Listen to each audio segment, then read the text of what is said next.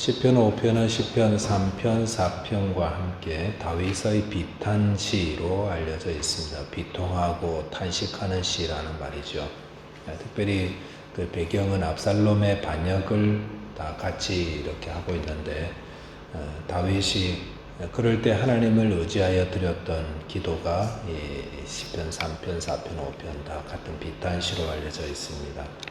본문을 통해서는 다윗과 같은 그런 어려운 상황 당했을 때 우리 성도들 어떻게 행해야 하는가에 대한 하나님 말씀 함께 묵상하며 또 신앙의 교훈 함께 삼도록 하겠습니다.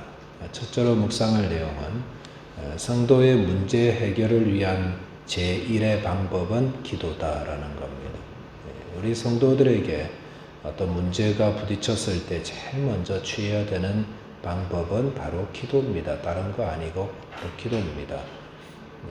정말 단순하고 중요한 교훈인데 정말 마음에 꼭 새기고 우리 살면서 당하는 여러 가지 어려운 문제들 그럴 때마다 꼭 기도해야 하겠습니다.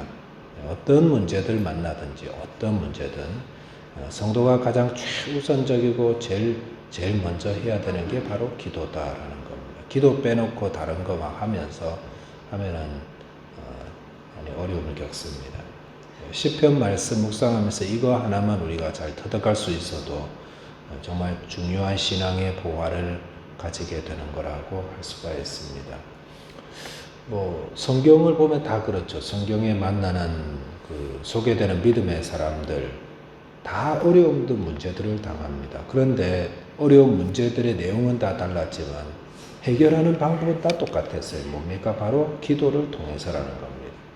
다윗이 아들 압살롬 반역했을 때 죽음의 자리에 몰렸습니다. 그럴 때 그가 가장 먼저 기도했습니다. 지금 이 시편 3편, 4편, 5편도 가장 위급하고 힘들고 어려울 때 막 지금 저기서 압살롬이 군대를 이끌고 온다고 하고 막 짐 싸고 막 그럴 때 드렸던 기도거든요.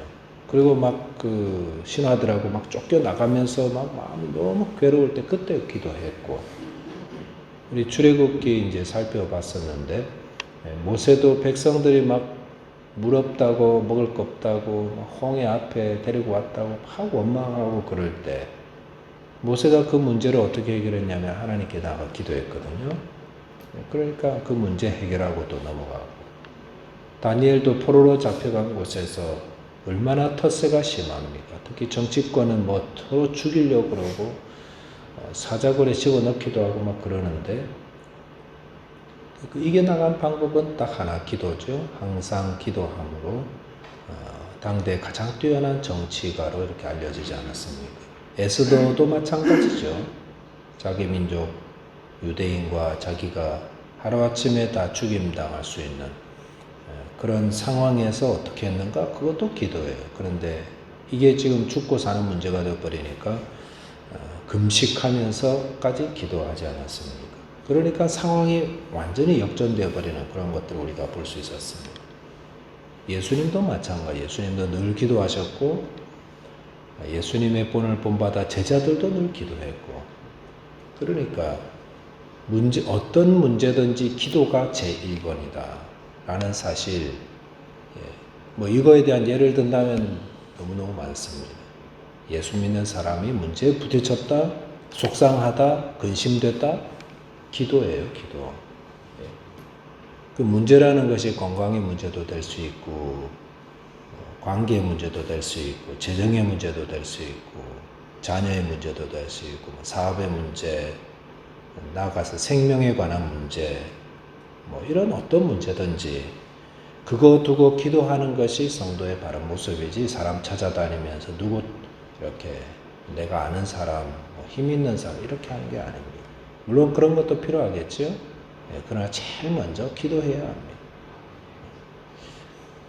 다윗이 아들 압살롬이 반역했다는 그런 소식 듣고 이제 빨리 도망가야 됩니다. 그럴 때 행한 것도 기도인데 본문 1절에 보시면 다윗이 이렇게 기도하죠. 여호와의 나의 말에 귀를 기울이사 나의 심정을 헤아려 주소서라고 하였습니다.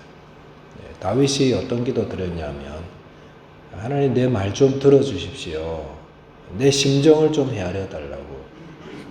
얼마나 답답했으면 그런 기도 드렸을까요? 그래서 하나님께 이렇게 토로하는 모습이죠. 마음 답답할 때도 기도해야 합니다. 이게 이제 어떻게 풀려야 될지도 모르고 일단 답답한 마음 좀 풀어야겠다. 어떻게 해요? 기도해야 합니다. 다른 사람에게 풀지 말고 하나님께 푸시기 바랍니다. 주님, 제가 이렇게 답답하다고. 이걸 누구에게 말하겠습니까? 저 말 좀 들어봐 주세요. 제 마음 좀 헤아려 주세요. 이렇게 그 기도를 통해서 우리는 하나님의 위로를 받습니다. 2절 보시니까 나의 왕 나의 하나님이여 내가 부르짖는 소리를 들으소서 내가 주께 기도하나이다 라고 하였습니다. 다윗이 하나님을 왕이라고 불렀어요. 나의 왕 나의 하나님. 다윗 자신도 왕이잖아요. 그런데 참 왕은 하나님이십니다. 이렇게 고백하는 겁니다. 나도 왕이지만 실제로 나를 다스리고 모든 걸 다스리는 왕 되신 분은 하나님이십니다. 내가 이거 잘하고 내가 이거 전문가지만 하나님 이거보다 더 전문가고 이걸 다 다스리는 분이라고. 이렇게 우리가 하나님께 기도할 때 이런 하나님의 왕 되심을 인정하고 그러면서 기도해야 합니다. 나를 다스리시고 나를 주관하시고 또 모두 최고의 왕이신 분이 하나님이시고 나는 그분께 지금 기도하는 겁니다. 3절 보니까 여호와의 아침에 주께서 나의 소리를 들으시리니 아침에 내가 주께 기도하고 바라리이다 라고 했습니다. 아침에 다윗이 기도한다고 그랬죠. 아침 기도는 하루를 맡기는 기도 아닙니까? 오늘 우리도 이렇게 아침에 이른 아침에 오셨는데 오늘 하루도 내 지혜와 내 힘과 내 경험 이거 가지고 이거 의지해서 사는 게 아니라 하나님의 은혜를 의지해서 사는 것입니다. 오늘도 주님 저를 도와달라고. 하나님이 왕 아니십니까? 이렇게 문제를 만나든 또 하루를 살아가든 내 생각대로 내 계획대로 하지 마시고 하나님께 기도하는 자 되시기 바랍니다. 그래서 저와 여러분께서 기도로 하나님께 아뢰시고 또 하루를 살아가는 이 첫 시간에 하나님께 기도하심으로 하나님의 은혜를 입어서 오늘도 주 안에서 승리하게 되시기 바라겠습니다. 두 번째는 하나님에 대한 지식을 가지고 기도해야 합니다. 하나님에 대해서 좀 알아라는 겁니다. 4절 이하에 보면은 다윗이 하나님 어떤 분인지를 이제 고백하고 있습니다. 4절, 5절, 6절 보시면 하나님은 죄를 멀리 하시는 분, 그 다음에 악한 자를 멸하시는 분, 공의의 하나님 이렇게 묘사되고 있고요. 7절에도 보면은 하나님은 또 사랑과 은혜를 베푸시는 분이다 이렇게 고백하고 있습니다. 그래서 하나님을 이렇게 오늘 본문은 하반절에 보니까 다윗은 하나님을 어떻게 이해했냐면 하나님은 공의의 하나님이시다. 또 은혜를 베푸시는 사랑의 하나님이시다. 그리고 우리를 구원하시는 하나님이시다. 11절 이하에 그렇죠. 주께 피하는 자를 보호하시고 기쁨을 주시는 분으로 이렇게 고백하고 있습니다. 그래서 결론적으로 12절에서는 의인에게 복을 주시고 은혜로 호의하시는 분입니다. 이렇게 기도를 마치고 있습니다. 본문에 나오는 그 다윗의 기도 보면 다윗이 어떻게 하나님을 알고 있는지가 이제 보이죠. 공의의 하나님, 악을 미워하시는 하나님, 사랑으로 보호하시고 구원하시는 하나님. 또 짧은 말로 이렇게 표현했지만 이걸 가슴에 안고 하나님에 대한 그런 지식을 가지고 있다는 것은 굉장히 우리를 풍요롭게 만듭니다. 하나님에 대한 바른 지식을 가지고 있다는 것은.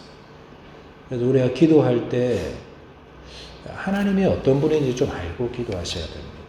그래서 그런 기도가 우리를 담대하게 하고 또 우리를 바른 믿음으로 살아가도록 도와줍니다. 기도가 기독교에만 있는 게 아니잖아요. 다른 종교에도 다 있고 미신 섬기는 사람들도 다 기도합니다. 다 많이 기도합니다.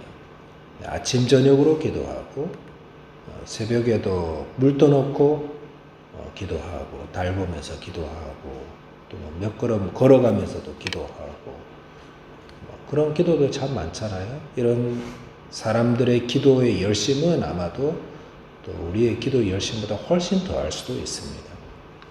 그런데 그들의 기도를 들어보면 공통점이 하나 있어요. 그건 뭐냐면은 내 소원 좀 이루어달라고 기도해요. 내 소원 이루어달라고. 이게 이기적인 기도든 불법적인 기도든 아무튼 내 기도 좀 들어달라고. 이렇게 공통점이 나타나요. 하지만 하나님을 믿는 성도들은 그렇게 기도하지 않습니다. 성도의 기도는 어떻게 나갑니까? 내 뜻대로 마옵시고 아버지 뜻대로 하옵소서. 우리가 하나님의 뜻대로 기도한다는 것은 하나님을 알아야죠. 하나님 어떤 분인지. 하나님 공의의 하나님이시잖아요. 사랑의 하나님이시죠. 구원의 하나님이시죠. 공의의 하나님께 지금 기도하면서 악을 미워하는 하나님께 기도하면서 내 안에 악이 가득해요. 이렇게 해달라고 할 수는 없을 거예요. 하나님은 아니까. 기도하다 보면 회개가 나오는 거, 내가 잘못된 거구나. 이렇게 나가는 거예요. 이렇게 기도가 바뀌게 되겠죠. 그리고 하나님은 사랑의 하나님 아닙니까? 그러니까 내가 정말 형편없는 그런 모습이 되고 볼품없는 자리에 떨어진다 할지라도 그래도 하나님은 변함없이 날 사랑하시고 은혜를 베푸시는 분이지 성경을 통해서 배우니까 그러니까 또 하나님 앞에 나가서 은혜를 구하죠. 저희 정말 볼품없지만 은혜 베풀어 달라고 이렇게 기도하는 겁니다. 그러니까 하나님은 배워갈수록 우리의 기도는 더 담대해지고 더 풍요로워집니다. 우리가 그럴 때 하나님을 더 알아갈수록 기도의 깊이도 더 깊어져요. 우리가 한국에 나가면은 옛 친구들을 이렇게 만나면 할 말이 없어요. 어떤 때는. 왜냐하면은 그동안 서로 어떻게 살았는지 잘 모르니까 교류가 이렇게 끊어지고 소식들을 서로 잘 모르니까.